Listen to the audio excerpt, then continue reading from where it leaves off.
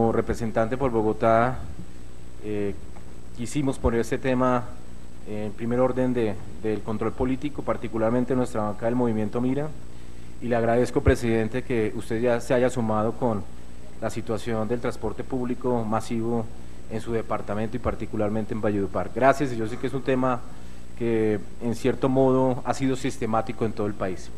Quiero iniciar con una hipótesis en la cual quiero demostrar que hay una crisis en los sistemas integrados de transporte masivo en Colombia. Y esta hipótesis siguiente se puede relacionar en la gran medida en que este sistemas Transmilenio, sistemas BRT, sistemas digamos de buses articulados, se ha venido generando como parte de una estrategia del gobierno nacional de tiempo atrás para mejorar la movilidad, para mejorar los sistemas de transporte público en el país, para poder garantizar accesibilidad y en cierto modo transformar el transporte y el parque automotor de servicio público tradicional a un servicio público moderno, organizado, que le permita al usuario pues tener en cierto modo seguridad y de igual manera pues tener garantizado, digamos, su medio de transporte de manera digna.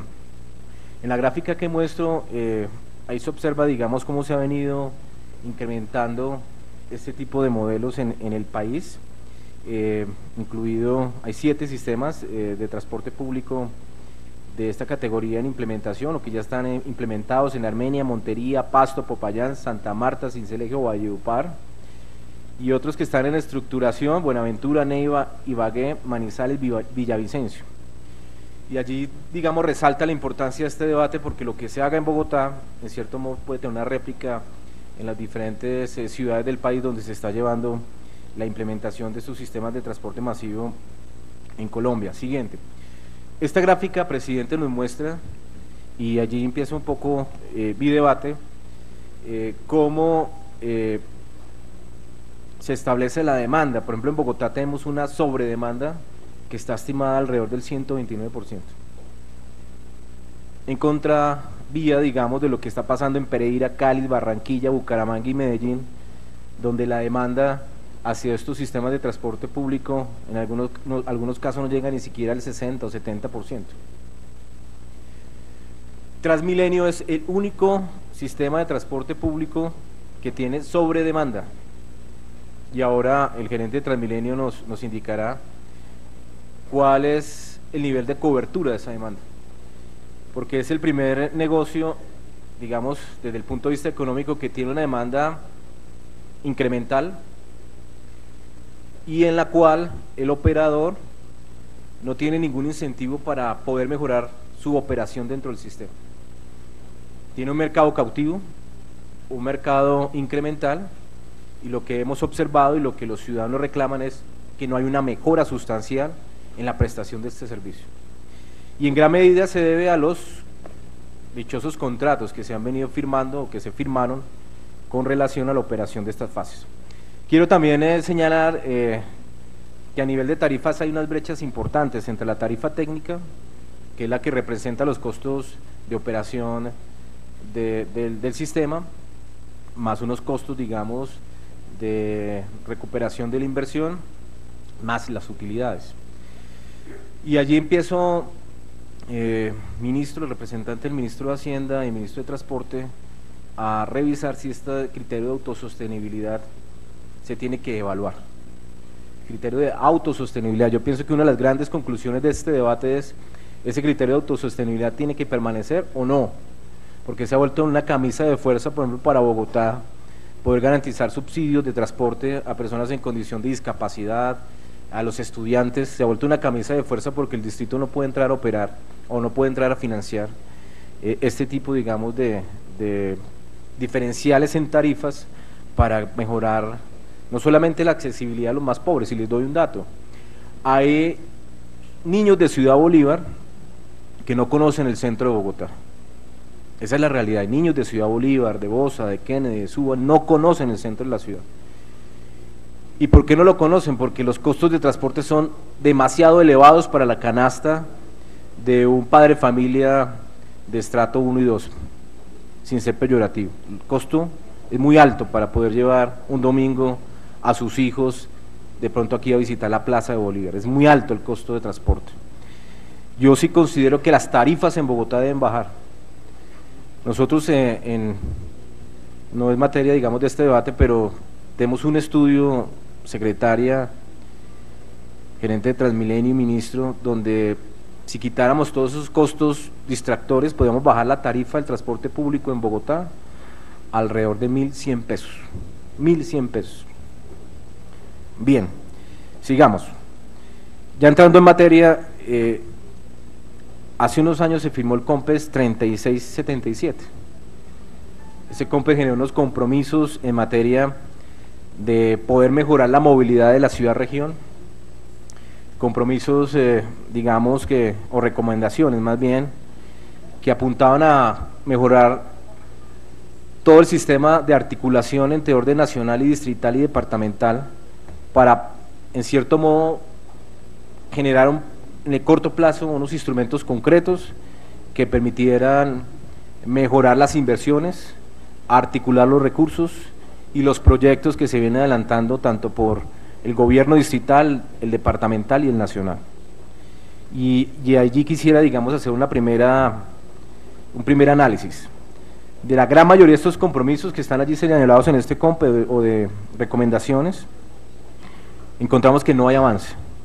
Gustaría ahora que Planeación, representante de Planeación Nacional, nos expusiera cuál es el avance de este COMPES. ¿Qué decía este COMPES, por ejemplo? Que se tenía que estructurar una autoridad de transporte regional. Autoridad de transporte regional que permitiera, en cierto modo, articular las estrategias de Transmilenio, que es el ente rector en Bogotá, con los municipios aledaños del país, utilizar la red férrea. Un compañero de estos días me decía, pero ustedes tienen el corredor férreo más importante que tiene el país dentro de una ciudad y no lo están utilizando. No lo están utilizando. ¿Por qué? Es ilógico. Y lo que hemos encontrado es que hay un choque, con todo respeto, un choque de políticas públicas, un choque con la administración departamental en relación con este tema. Yo sé que ustedes, en el caso del gobierno de Bogotá, ustedes radicaron una modificación a la estructura de Transmilenio. Modificación que le permitiría, en cierto modo, manejar la operación del sistema de una forma un poco descentralizada por modo de transporte y hacer más versátil a Transmilenio para poder generar futuras alianzas público-privadas. Eso es, digamos, como el centro del proyecto de acuerdo. Pero por otro lado uno encuentra que la gobernación de Cundinamarca, en compañía del gobierno distrital, ya estructuró una empresa de transporte férreo. Entonces la primera pregunta es, bueno, si ya hay un mensaje vía COMPES de que se haga una sola autoridad, porque el distrito tiene una autoridad por un lado, o está proponiendo una autoridad por un lado, y por otro lado el gobierno departamental ya tiene una estructura de una empresa ya estructurada, creada el año pasado, con aportes del distrito, por otro lado. Entonces uno empieza a ver como que hay choques o no hay compatibilidad de esos dos, digamos, modelos administrativos de operación del transporte en Bogotá. El siguiente tema que y pregunta, ¿no? Para que ahora el doctor París nos ayude a aclarar, ¿por qué dos empresas? Dos modelos de operación. Porque el gobernador pareciera tener su estrategia de movilidad por un lado y Bogotá por el otro. Y gobierno nacional, ¿por qué no los ha sentado para unificar un solo, digamos, una sola estrategia en materia de movilidad regional? Este COMPES también señalaba, por ejemplo, comités de seguimiento, demandaba también sincronizar la demanda de Bogotá-Cundinamarca. La gran mayoría de los bogotanos que vienen, o bueno, de las personas que vienen de la región a Bogotá, se encuentran con cuellos de botella en la calle 13, en la autopista sur, en la autopista norte. Los cuellos de botella que en cierto modo pueden demorar el tránsito de un peaje aquí a la entrada a Bogotá alrededor de una hora, hora y media. Esto está significando, digamos, unos bajonazos en la competitividad, en la productividad tremendos. Siguiente. Sigamos. Yo quisiera, con todo respeto, señalar esta premisa, y es que del orgullo de los bogotanos a la vergüenza de la ciudad. Han pasado 14 años desde la entrada de la operación de la fase 1, que son los buses, o la operación sobre la Caracas y sobre la calle 80, y lo que uno escucha cuando se es usuario del sistema es: ¿por qué tenemos este servicio? Yo no quiero ir en Transmilenio. Y en fin, una serie de calificativos que en cierto modo están deteriorando la imagen y el ícono de lo que ha sido Transmilenio, no solamente para Bogotá, sino para el mundo, porque son diferentes las comisiones que han venido, comisiones internacionales que han venido a mirar el estudio de Transmilenio, el fenómeno de Transmilenio como estrategia de movilidad.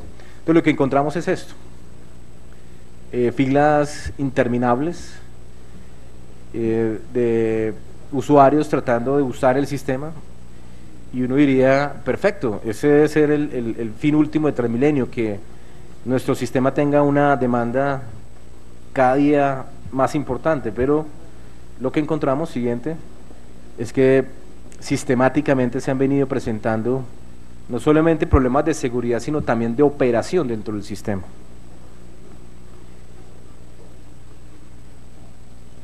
Siguiente, hemos hecho un trabajo juicioso de identificar cuáles son los puntos críticos de Transmilenio en materia de inseguridad, en materia de mantenimiento de las estaciones, en mantenimiento también de los sistemas de información, de poder también verificar cuál ha sido la demanda de cierto tipo de rutas en horas pico, y las hemos identificado, digamos, con esa señal de peligro, y es, digamos, como las alertas que hoy el sistema tiene y que necesitamos en cierto modo empezar a generar acciones muy puntuales, pero que permitan poder tener soluciones concretas.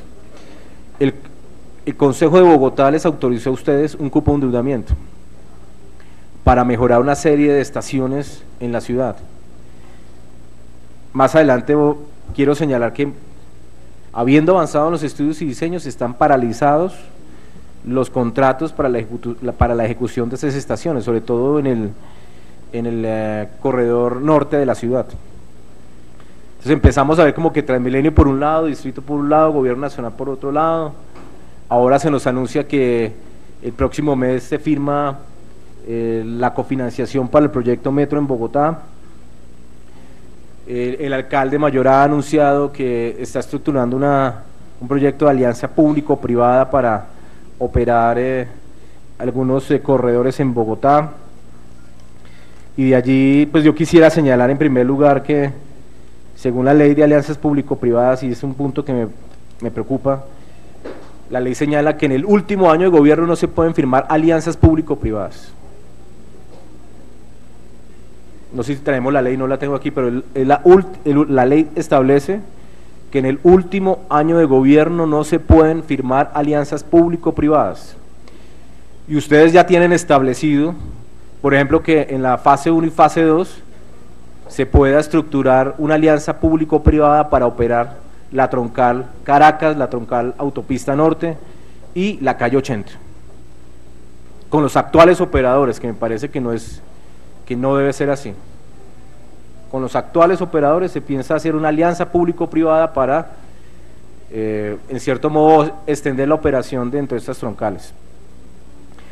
Vía alianza público-privada, ustedes también quieren estructurar el proyecto de la LO, quieren estructurar el proyecto de la carrera séptima, y lo que tengo a la mano, la información que tengo a la mano es que prácticamente estos proyectos hasta ahora están en su estado de prefactibilidad.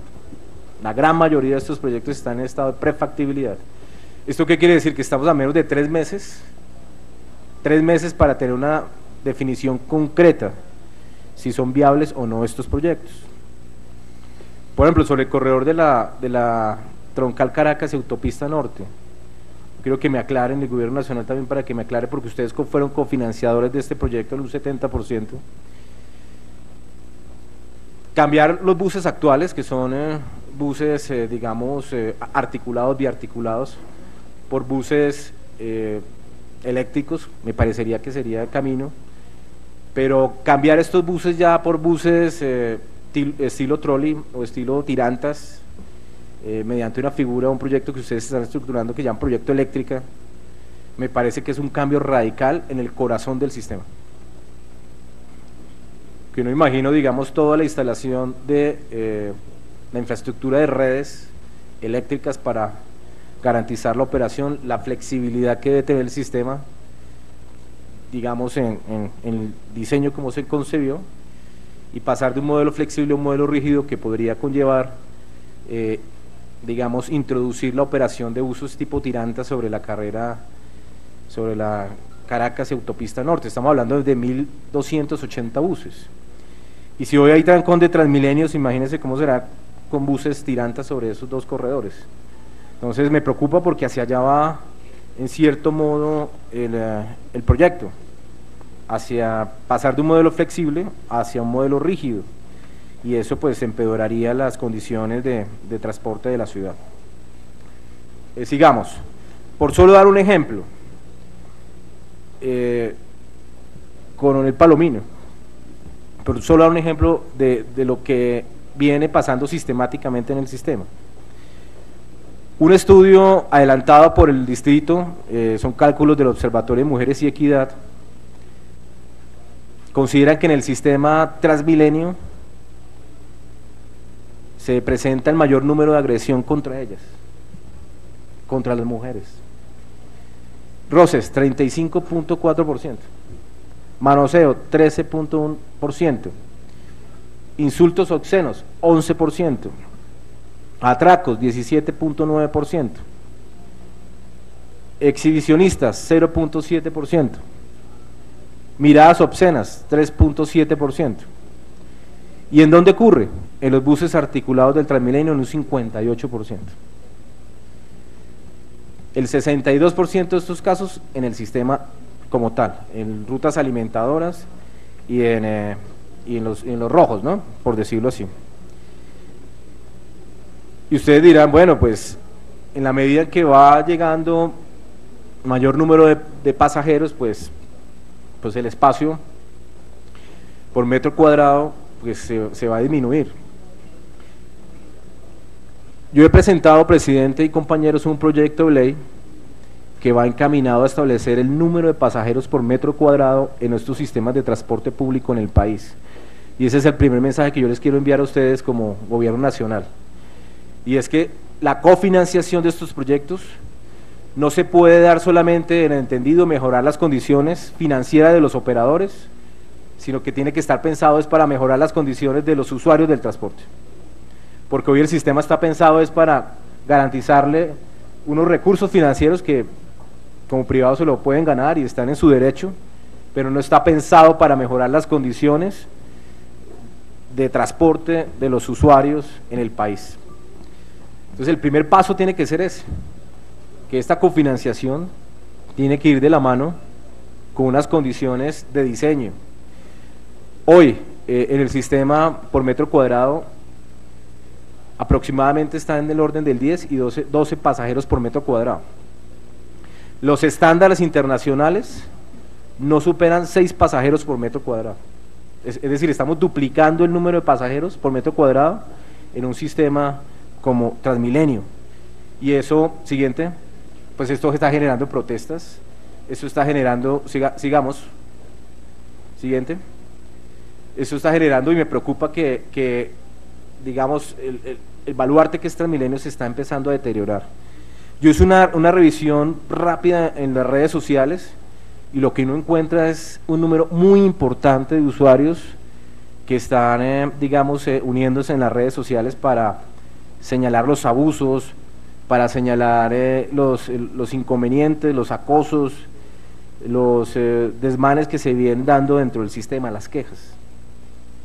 Siguiente, mire, hay una cantidad de páginas, no puse todas, pero esto es prueba o esto es síntoma de que el sistema viene en decaída, y particularmente considero que no podemos dejar caer el sistema. Doctor París y secretaria, no podemos dejar caer el sistema, es un ícono en la ciudad. Y cuando uno observa las encuestas de calidad de vida, encuestas de percepción ciudadana, por ejemplo esta de Bogotá, ¿cómo vamos?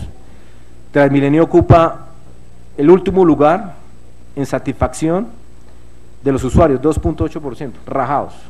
recontrarrajados, recontrarrajados. Y yo pensaría que esto amerita una revisión integral de todo el modelo, integral de todo el modelo. Primera conclusión, necesitamos revisar los COMPES, revisar los modelos de financiación. Los modelos de financiación no pueden ir diseñados solamente para garantizar un modelo financiero, sino que tienen que incorporar variables que permitan la mejora en la calidad de transporte, de dignidad de los usuarios.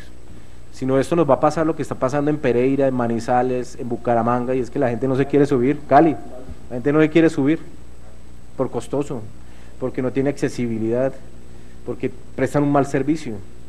Y esto pues está generando que ustedes, gobierno nacional, en gran medida tengan que sacar COMPES individuales, tirar salvavidas financieros para poder mantener la operación de esta estrategia, y le está costando billonadas, con B, a las arcas del gobierno nacional. Esto merita una discusión más amplia.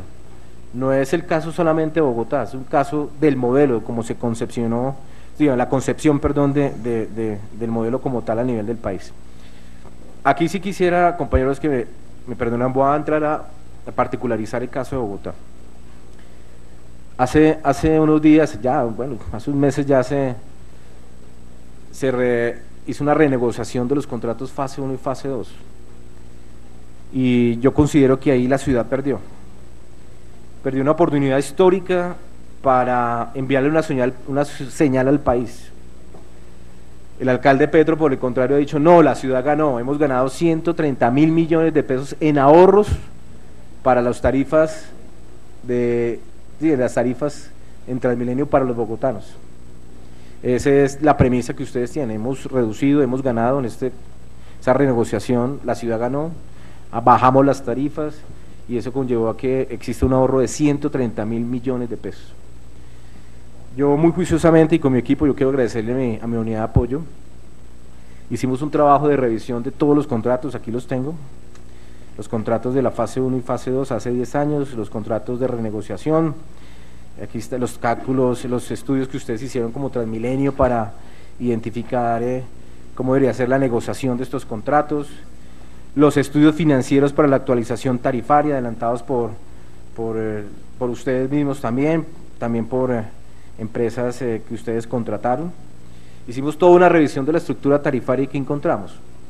Que la ciudad, adicionalmente a esos 130.000 millones de pesos que ustedes dicen que se ahorraron, la anterior, la ciudad pudo haber también ganado unos 300.000 millones de pesos adicionales.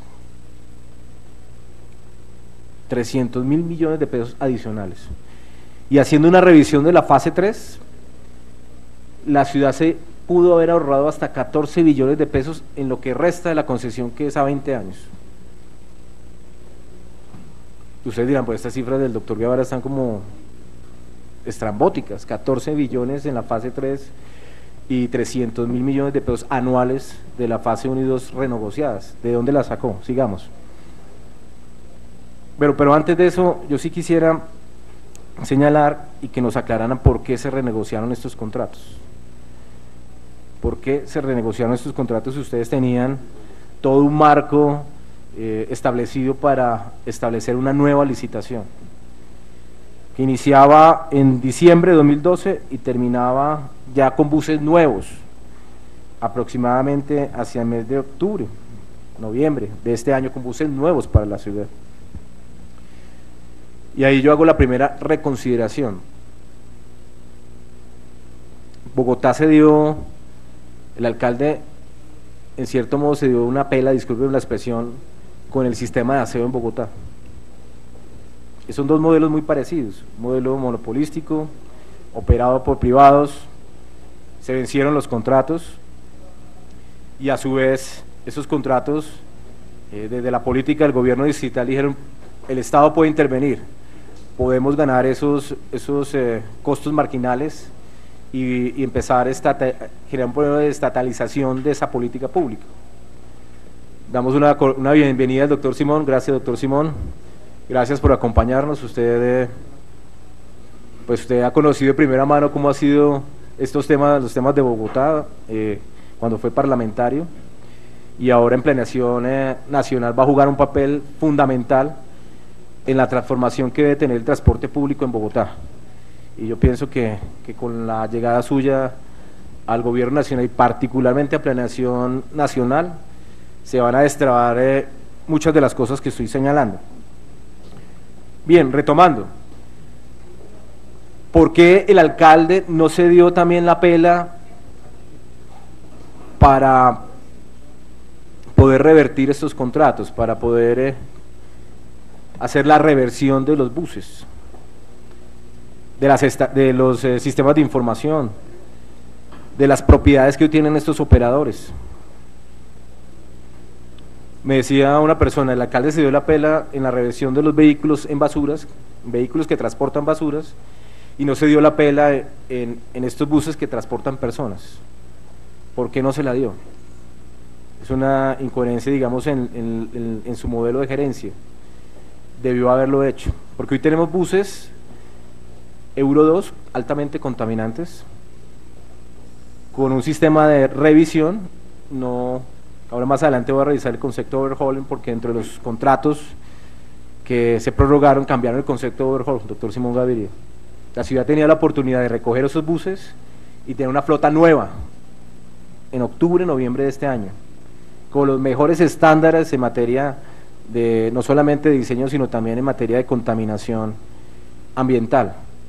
Se hubiera hecho una intervención al corazón del sistema y eso hubiera generado un cambio muy positivo para la ciudad, pero no se hizo, se terminó prorrogando los contratos y me preocupa que se vuelva la prorroguitis de la prorroguitis. Yo no creo que el alcalde Petro alcance a dejar estructurada la licitación para estas fases, no creo que le alcance a dejar. Entonces, ¿por qué cambiar el concepto de overhaul? Overhaul es una revisión, no una revisión, prácticamente un cambio total de la máquina al concepto de revisión. Y hoy a la fecha hay vehículos que no han sido revisados, gerente, no han sido revisados, por eso es que se varan, por eso es que uno ve los buses chimenea sobre estas fases, vehículos que se les rompe el acordeón, vehículos que tienen algunas sillas rotas, pisos rotos, en fin. Y cambiaron la vida útil de los vehículos, la ampliaron. ¿Por qué ampliaron la vida útil de estos vehículos?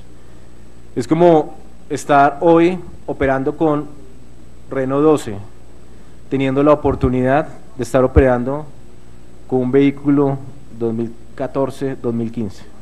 Así está, haciendo una analogía. Estamos operando un sistema con un vehículo de hace 14 años, con una tecnología de hace 14 años, pudiendo tener un vehículo de altísima tecnología, con cámaras de seguridad, con sistemas de información más completos, en fin. Quiero que el gobierno distrital ahora me lo aclare, y si del gobierno nacional se va a seguir estimulando ese tipo de decisiones. Teniendo la oportunidad, doctor Simón Gaviria, de hacer una estructura dentro del sistema y no, prorroguemos, como para no ganarse el problema político, pero la ciudad perdió. Siguiente. Yo tomé unas variables para la simulación que voy a hacer, para identificar por qué digo que la ciudad está perdiendo 300.000 millones de pesos al año por la renovación de estos contratos de fase 1 y fase 2. Allí están las variables de combustible, los tomé de términos de referencia de fabricantes como Scania y Volvo, y también de empresas proveedoras y comercializadoras de combustible, Terpel. Las llantas, la ficha técnica de Icollantas, lubricantes fue un costo que obtuve de los operadores actuales, el mantenimiento también de estos vehículos, un dato que me dieron los transportadores y operadores actuales, los salarios también del modelo operativo de los transportadores, los costos fijos, 13% de utilidad y un 12% de administración. Bueno, ahí están los datos, siguiente. Y corriendo el modelo que encontré, que revisando la tarifa técnica con los otros SIS de la fase 1 y fase 2 con los costos reales de operación, hay una diferencia que oscila entre el 50%, 51%. Y voy a hacer la siguiente acotación, y es que hoy los operadores ya recuperaron la inversión de esos vehículos. ya esos operadores recuperaron la inversión de las instalaciones, de los parqueaderos, ya tienen un know-how. En la medida en que, digamos, ha crecido la demanda, sus costos de operación han tenido que bajar sustancialmente. Es muy diferente un costo establecido hace 10 años o 14 años a un costo establecido hoy, donde ya hay know-how, ya hemos establecido buenas prácticas, donde el operador ha mejorado su eficiencia, donde se han generado alrededor de este negocio, digamos, unos modelos de colaboración que han permitido bajar la estructura de costos.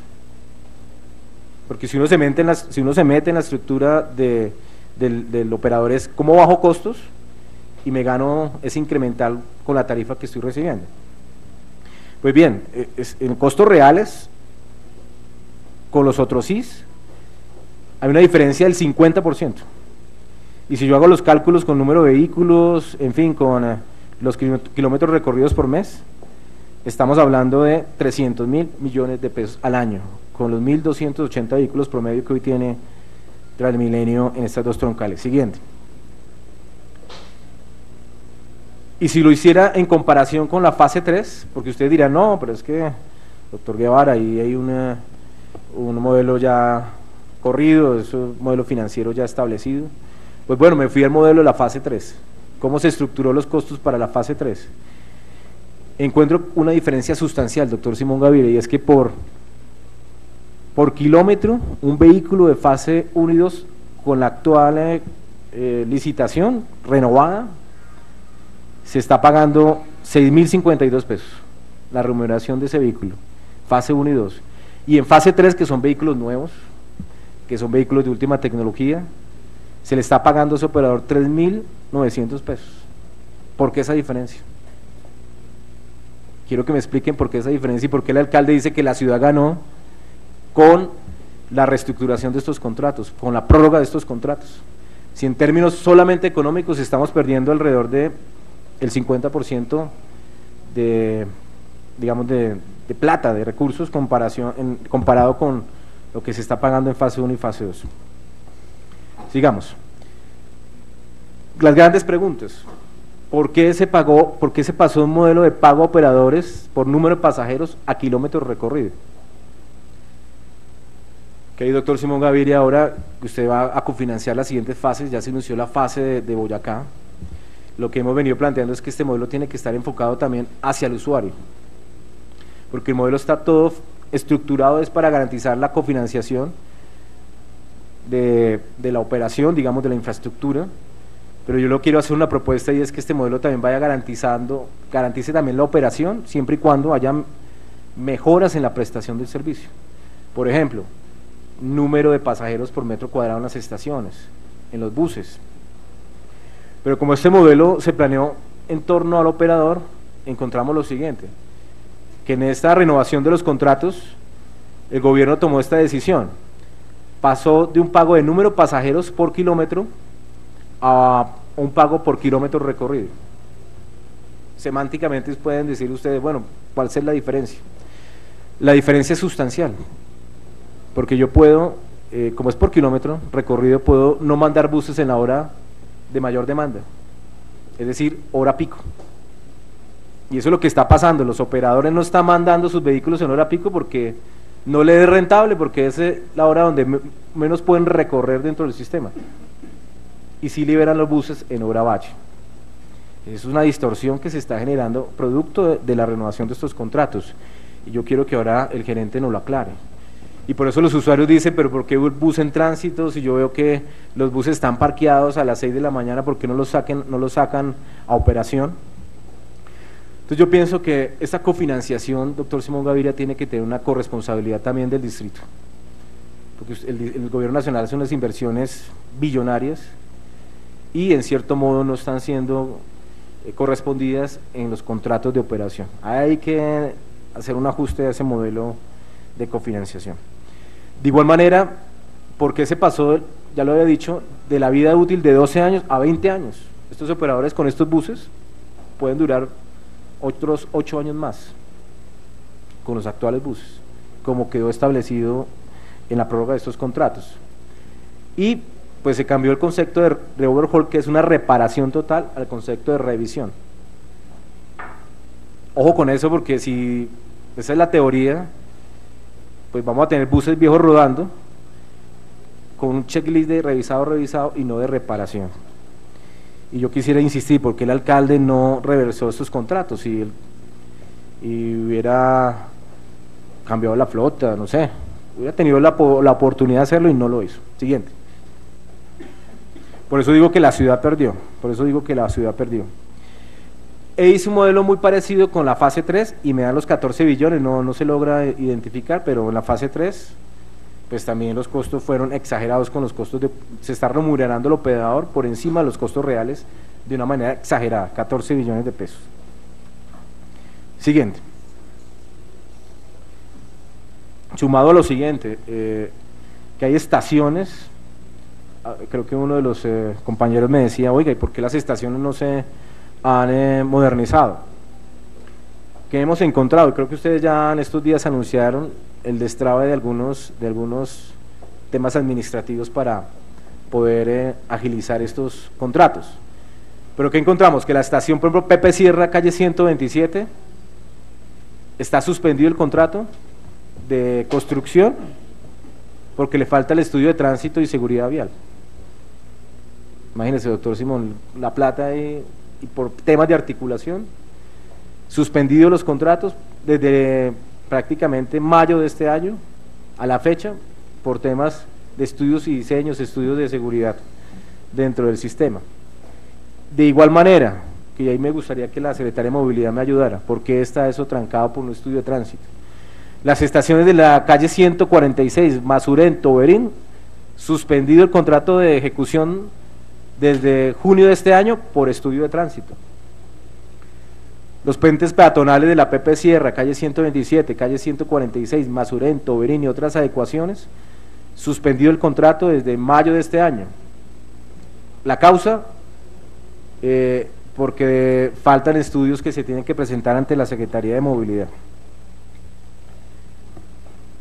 O sea, uno diría, bueno, estando la plata, estando los estudios, se pone un equipo de trabajo, doctora, para que rápidamente pues hagan esos estudios y mejoremos las estaciones, es que es inhumano.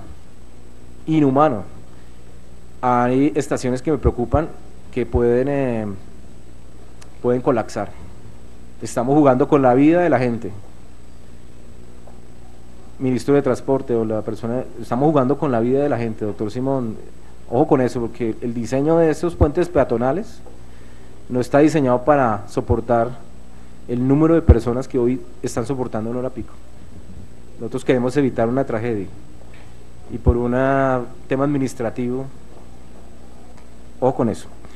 Siguiente, ya estoy terminando, presidente, quiero dejar unas propuestas, pero antes de las propuestas nos sigamos.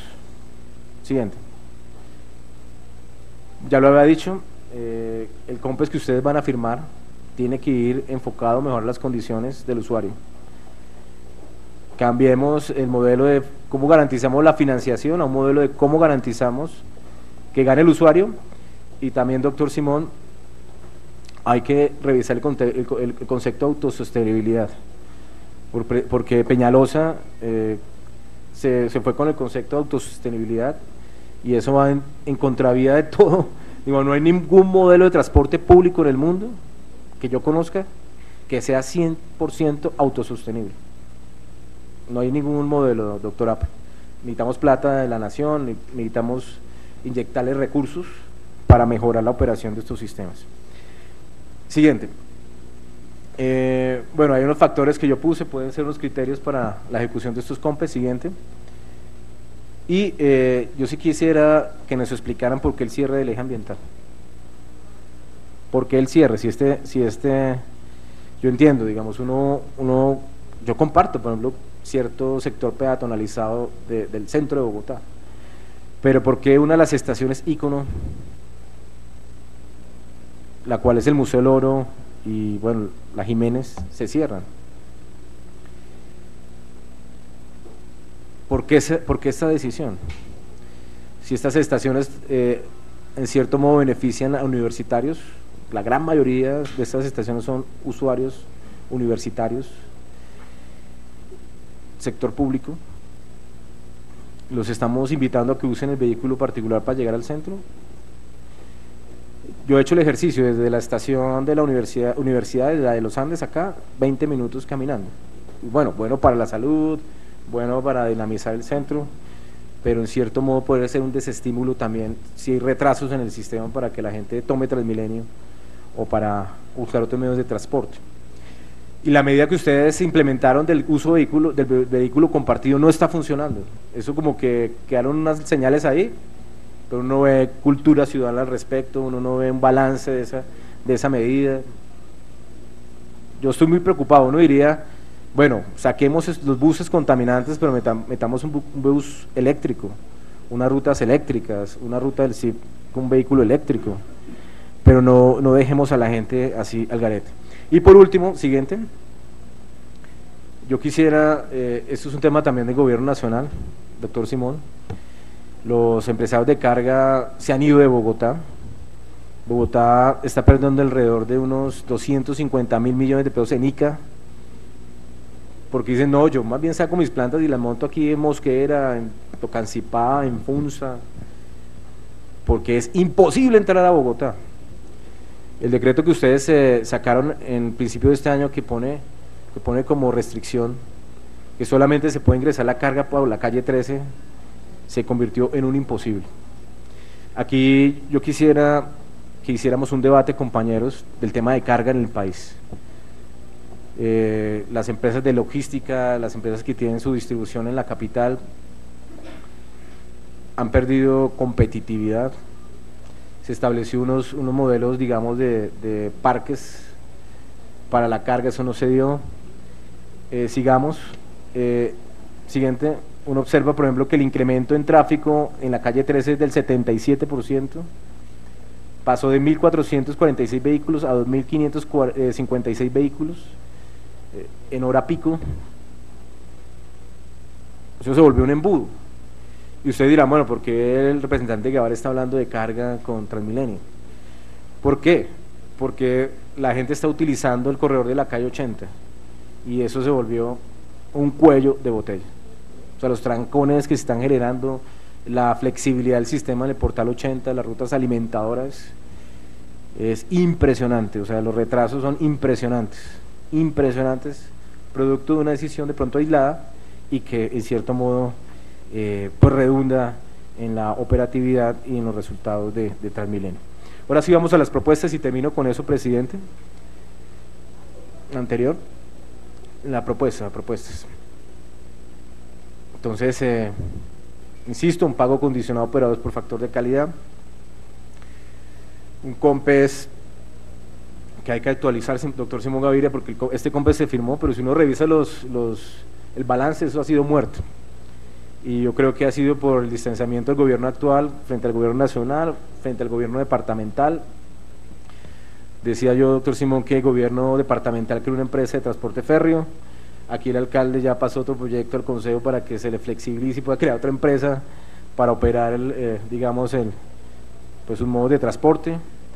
Me preocupa que, según la ley de alianzas público-privadas, hasta diciembre de este año se pueden firmar alianzas público-privadas, porque es el último año de gobierno, no se pueden firmar, o con eso, para los regionales y para Bogotá, es decir, el tema de la LO, el tema de lo que ustedes piensan hacer sobre la Autonorte y Caracas, hasta diciembre de este año tienen el plazo para presentárselo en la ciudad. En fin, todo ese tema de alianzas público-privadas me parece que no ha sido bien llevado. Pues termino, presidente, señalando y agradeciéndole a usted el espacio que me dio. Pienso yo que la Comisión Sexta está cumpliendo su papel. En Transmilenio se transportan 2.300.000 personas al día. Yo pienso que la Comisión, ahora que se sumen los diferentes debates sobre estos sistemas, pues uno de sus grandes papeles que va a jugar es cómo mejoramos la operación de estos sistemas, los hacemos viables. Cumpliríamos nuestra labor, presidente y compañeros, si le metemos mano a este tema y podemos destrabar lo que está pasando en Bogotá y en los municipios que tienen implementado sistemas de transporte masivo tipo BRT o biarticulados. Gracias, presidente.